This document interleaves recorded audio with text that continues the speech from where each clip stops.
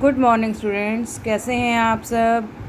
आपने अब तक लेसन 8 पढ़ा है जिसका नाम है हार की जीत। अब तक हमने इसका अभ्यास, कठिन शब्द और इसके शब्दार्थ कर लिए हैं। आज हम इस पाठ के प्रश्न उत्तर करेंगे। सबसे पहले प्रश्न लिखने से पहले आप लिखेंगे निम्नलिखित प्रश्नों के उत्तर लिखिए। पहला प्रश्न है, सुल्तान को देखकर बाबा भारती किस प्रकार का आनंद प्राप्त करते थे।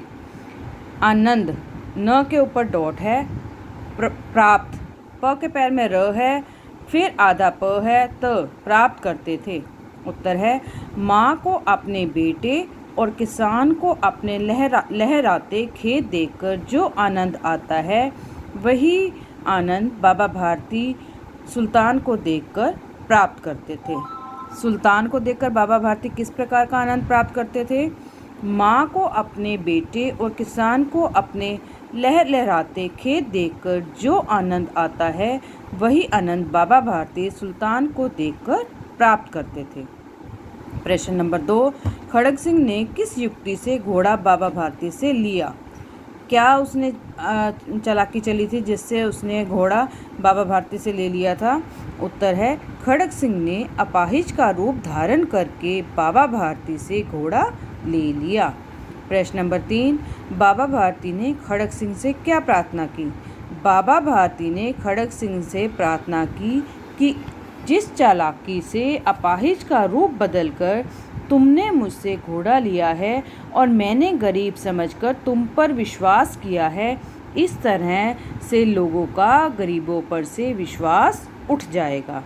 तो बाबा भारती ने उसे अपाहिज समझकर घोड़े पर बैठने के लिए उसको कहा था ना कि तुम घोड़े पर बैठ जाओ, लेकिन वो डाकू था और बाबा का घोड़ा लेकर वो भागने लगा था। तो बाबा ने उसे क्या कहा था कि अगर तुम ऐसा करोगे तो लोगों का गरीबों से विश्वास उठ जाएगा।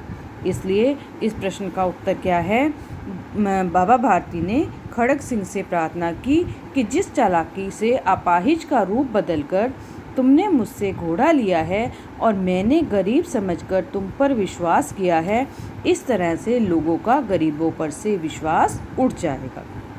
प्रश्न नंबर 4, खड़ग सिंह सुल्तान को वापस अस्तबल में क्यों छोड़ गया। अस्तबल क्या होता है, जहाँ पर घोड़ों को रखा जाता है।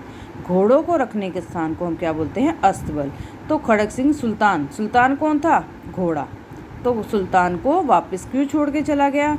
उत्तर है, बाबा भारती के उच्च विचार जो उन्होंने खड़ग सिंह को कहे कि घोड़े को चालाकी से बाबा भारती लेने की बात किसी को मत बताना। उसने बाबा भारती से चालाकी से घोड़ा लिया था ना, अपाहिज का रूप धारण करके चालाकी की और वो घोड़े पर बैठकर उसे ले जाने लगा। तो बाबा भारती के जो उच्च विचार जो उन्होंने खड़ग सिंह को कहे कि घोड़े को चालाकी से बाबा भारती से लेने की बात किसी को मत बताना, वरना लोगों का गरीब पर से विश्वास उठ जाएगा, यह खड़ग सिंह के कानों में गूंजते रहे और वह सुल्तान को वापस अस्तबल में छोड़ गया। वह जान गया कि बाबा के विचार कितने नेक हैं, तो वह जो उनके विचार जो उन्होंने उसे बोला वो उसके कानों में गूंजते रहे और वह उसने उन पर अमल किया, उस पर सोचा, और उस पर जब सोचा कि उनके विचार कितने सही हैं तो ऐसा सोचकर वह उस सुल्तान को अस्तबल में वापस छोड़ गया। प्रश्न नंबर 5, कहानी के अंत में किसकी जीत और किसकी हार हुई। तो आपने पाठ पढ़ा है, पूरी तरह से आपको समझ में भी आ गया होगा। तो कहानी के अंत में किसकी जीत हुई थी। कहानी के अंत में बाबा भारती की जीत हुई और डाकू खड़ग सिंह की हार हुई। अब आप इस पाठ के प्रश्न उत्तर अपनी नोटबुक में लिखेंगे और इसे साथ के साथ लर्न भी करेंगे और अपना काम मुझे सेंड करेंगे। Okay, thank you.